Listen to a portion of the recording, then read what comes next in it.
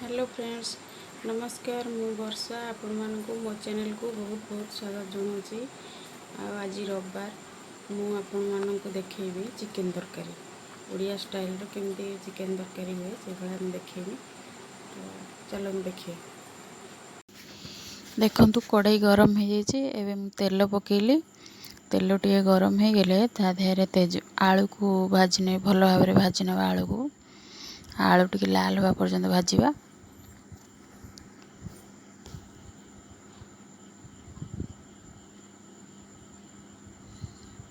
Alur colour एवं आसीगला देखो brown colour हवा पर्यंत आलू को भाजी नवा। तापर ताकू एक पात्र को काढ़ी नवा।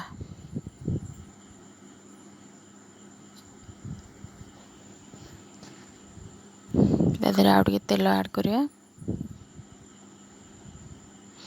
तेजपत्र गोटा गरम मसला मसला टे फुटीगले ता देहरे पियाज को पकेवा। पियाज भल भाव भाजी होगा पर तादेहरे अदा रसुण पेस्ट पकईकी मिक्स करनवा।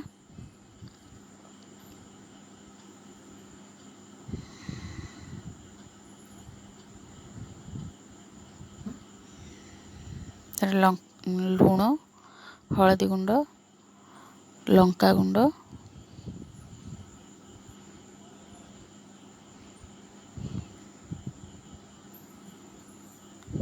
पकईकी मसला को भल भाव मिक्स करनवा।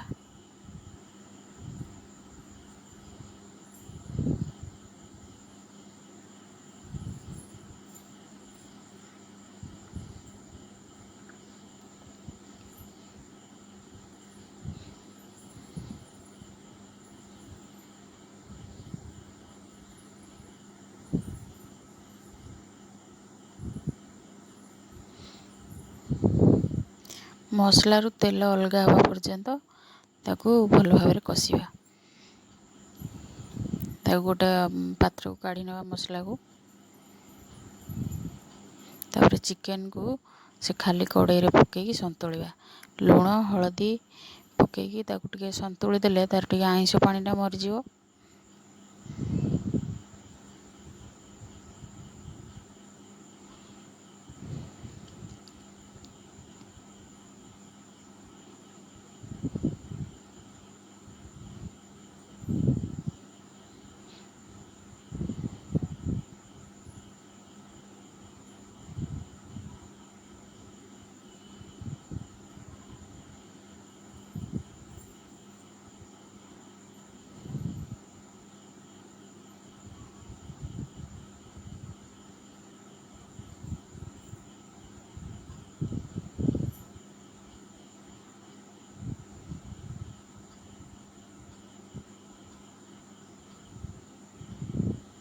एबे देखंतु चिकेन रो आइंस पानीटा मरि जाइए तो तार तेल केमती बाहरी आसुची।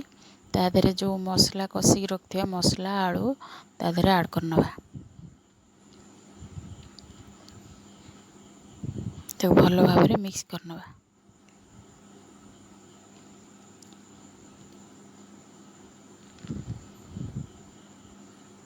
पानी टिके गरम करनवा कहीं तरकारी टे गरम पानी देले भल हम।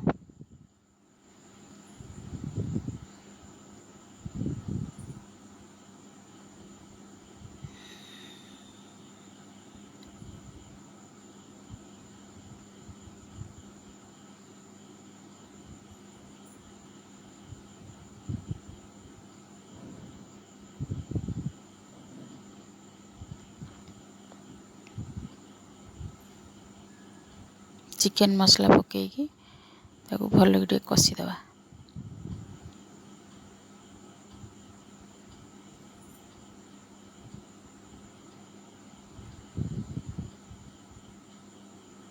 एबे तरकारी पानी देदेबा भल भाव कषि होगला।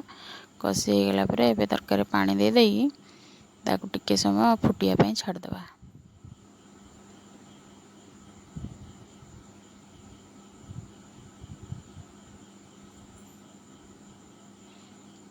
रेडी होगला चिकेन तरकारी।